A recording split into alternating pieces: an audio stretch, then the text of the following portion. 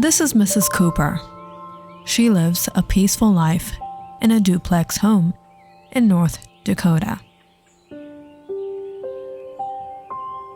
Early every morning, she wakes up to the sounds of the birds chirping.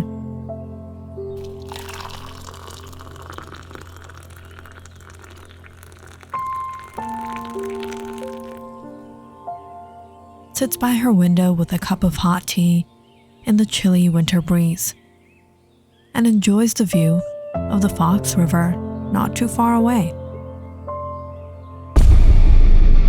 Until the alarm sets off in the room straight beneath hers.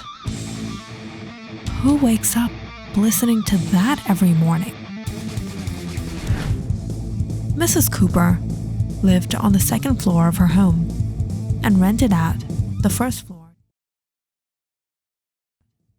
floor to college kids who went to the nearby SA University. Rachel and Jessica moved into Mrs. Cooper's house about a month ago, at the start of their semester. The rent was reasonable and all was fine if the rules were followed.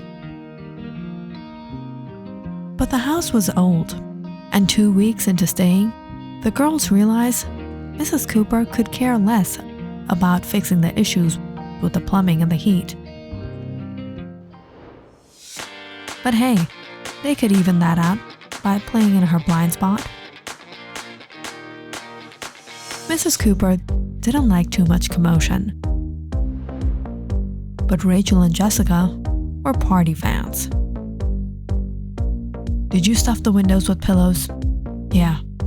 All of them? Did you cover the ventilators? Those things are sneaky. Mrs. Cooper didn't like outsiders over after sunset. But Jessica somehow always got cravings for takeout around 9. And well, the old lady was probably sleeping anyway, so why not? Are you crazy? You were about to ring the bell? I told you on the phone not to ring the bell. Dude, you scared off another one. Again. We're running out of pizzerias. No one's gonna want to come over to this address anymore. Run. Rachel and Jessica were fun-loving, a bit carefree and a bit impulsive, but at least they didn't burn down the house and paid for their rent on time so far. What more could a landlady ask for? Another tenant. Because Rachel and Jessica knew the perfect person to move in with them. This is my friend and my roommate Rachel. Rachel, this is my friend Joey. He's new here and to North Dakota. Oh, that's cool. How do you like it here? Tell me about it. I never thought living in a dorm would be so cramped up. I was thinking about getting my own place. Really? Well, you can move in with us. I mean, our landlady has another vacant room. That would be great. Thanks. What are you doing, Rachel? Why did you ask a guy to live with us? Oh, you'll see why.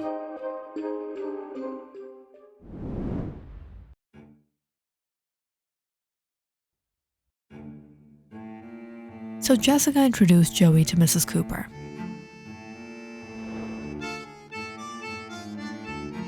Mrs. Cooper was a bit confused seeing the girls bring in a guy to move in, but Joey looked decent, so she agreed.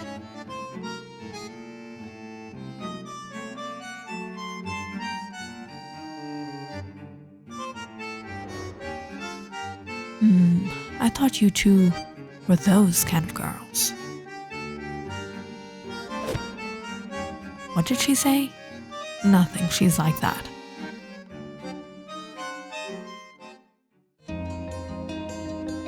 Joey moved in, a little excited to be living with two beautiful girls. But he soon found himself on the run doing this for Rachel and that for Jessica, and basically everything from washing the dishes to dropping the laundry and vacuuming the house. Joey, could you open this jar for me? I've been trying so long. Sure. Wow, it was that easy? You're really strong. My arms are really hurting. Can you wash the dishes?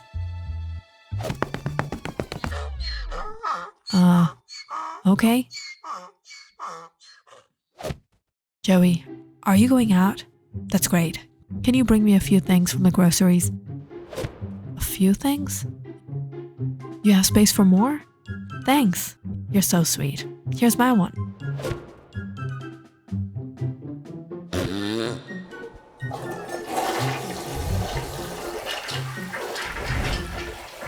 Oh no. The toilet's clogged again? Now what? Joey, can you please help us out? Yeah, we're gonna need some elbow grease for this. And you're so strong. Be our hero, Joey. Unclog it for us.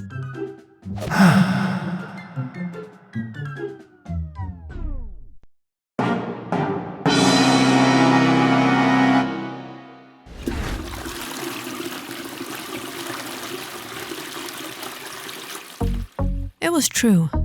Mrs. Cooper was a bit judgmental. She thought Joey was one of the girls' boyfriends, but come a couple weeks into keeping an eye on them, she realized Joey wasn't dating either of them. They were all just roommates. But how? I knew it. Those girls are definitely one of those. Joey was reaching the point of exhaustion. Things couldn't go on like this. He needed to learn how to say no, but apparently, saying no wasn't quite that easy.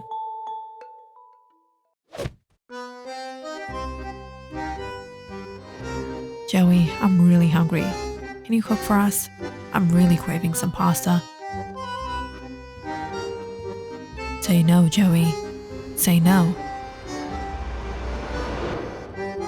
I would have, but I'm really tired after work. I know, right? I was thinking about getting pizza. Could you go out and bring some? Why don't we order? The pizzeria isn't picking up for some reason.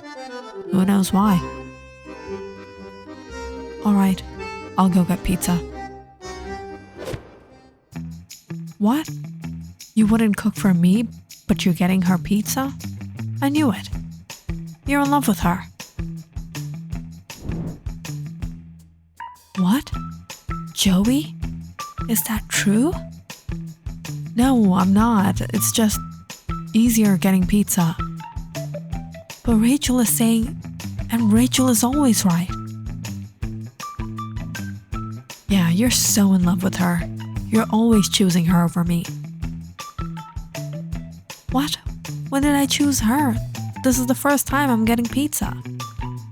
Hey, pizza out of this. Don't give him a hard time just because he picked me. Wait, no. I'm not in love with you. Of course you're not. This was awfully embarrassing. Whenever Joey would say something even close to no, the girls would corner him and it always came down to alleging him of loving either of the two. Luckily, Joey was quick to catch on. So you like playing games. The game will now begin. Why would you pick Jessica's laundry and not mine? So you're in love with her now? What? This is so unexpected. First it was her, and now me? How long have you felt this way? What, Joey? Answer her. Since I first met you. But I love Rachel too. She's pregnant with my child. She just doesn't want to tell you. What? No, I'm not.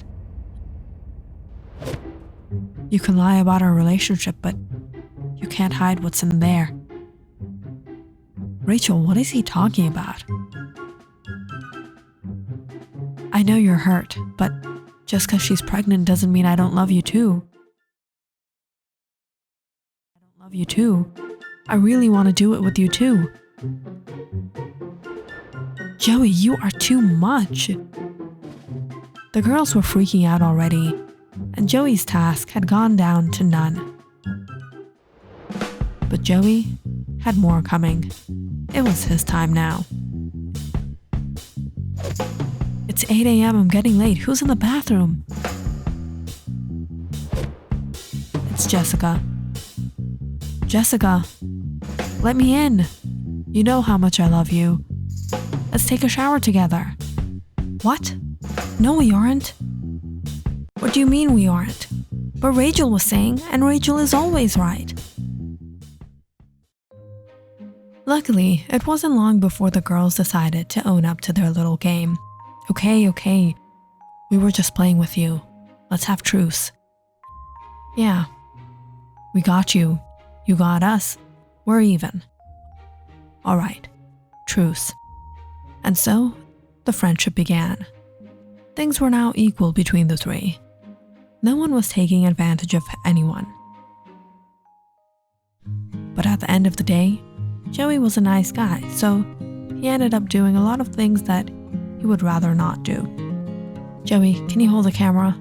Thanks.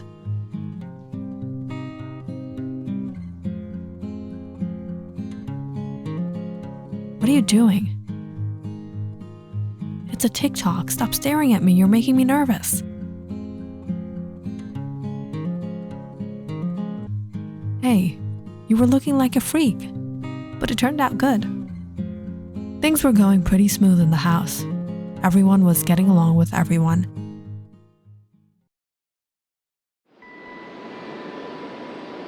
And in all this, a heavy snowstorm hit town, and all the schools and colleges were shut off for a week.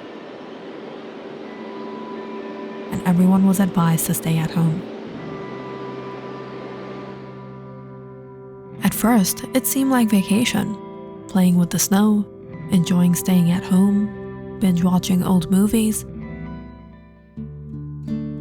You guys ever tried pouring boiling water over your head? Are you crazy? Jessica stomped out into the snow with a mug of boiling water as Joey and Rachel watched in bewilderment. She smirked before she threw the boiling water in the air right above her head, watching it instantly freeze into a puff of white snow. Science can be so hot sometimes. Day 1 went by fine, until they realized they didn't have internet due to the bad weather. And what made it all worse was Mrs. Cooper never turned on the thermostat properly. It was too cold in the house. Let's turn on the electric heat. How long are we gonna keep that up? The bill's gonna be too much. Yeah, now there's no heat, no internet. Next there won't be electricity. Maybe we should have told Mrs. Cooper Rachel's in love with her. When another day went by like this, the three had just about enough of the winter wonderland vacation. We're not gonna make it without Wi-Fi. I'm serious, you guys. I'm freezing. We have to do something. Let's put the fireplace on. We can break that old wooden chair we have. 'Cause we're surviving in the Alaskan Open, right? I'll go get some coffee.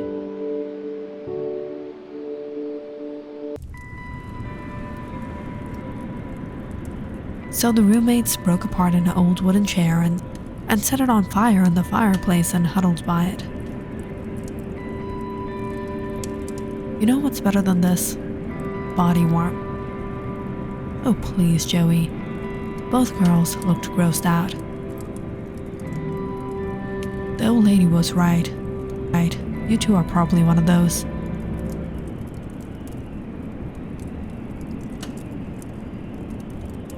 How many years has it been since we've been trapped here? 3 years. Days. It's been days.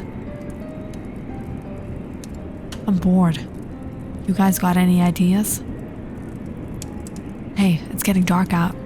The fire is going. It's perfect for a little fun. Let's play Ouija.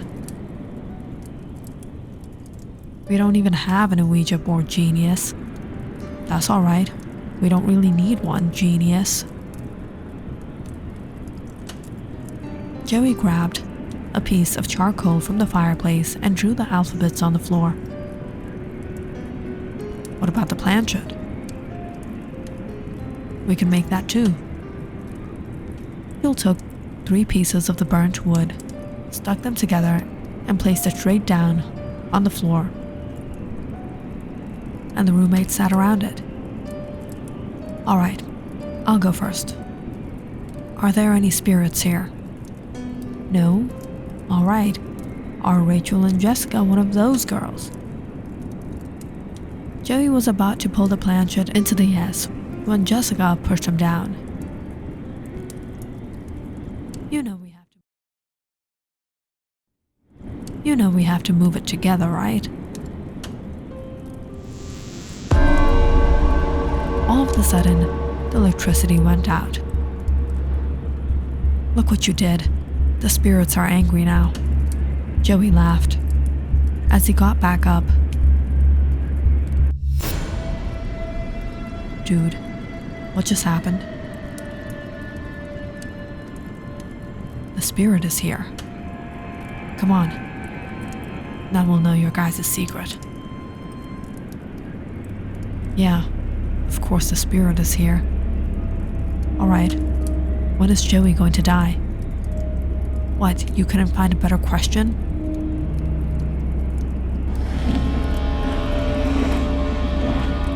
Tonight. Is it going to be because of the cold? No. Then how? Murder. I'm going to kill him. All 3 of the roommates let go of the planchette, freaked out. Dude, this isn't even funny anymore. One of you guys had to do it. It's not me. None of us were touching it. It was you, Joey. Jessica swiped the charcoal off with her hands and threw the planchette into the fire. This is evil. The whole thing was evil. Whatever it is. I'm gonna go check the fuse now. It's getting creepy in here. The roommates were a little freaked out. But when the lights started working, again, things felt a whole less creepy, and they all went to snooze that night. The next morning, Jessica and Rachel woke up, got ready, came to the kitchen, expecting to see Joey there. But he wasn't. They called him from outside his room, but he didn't answer either. Break it open.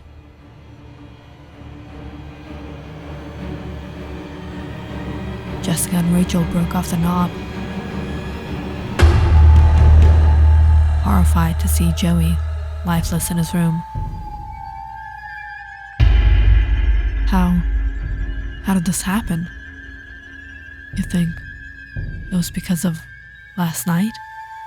The girls were shaken up. They called the police immediately.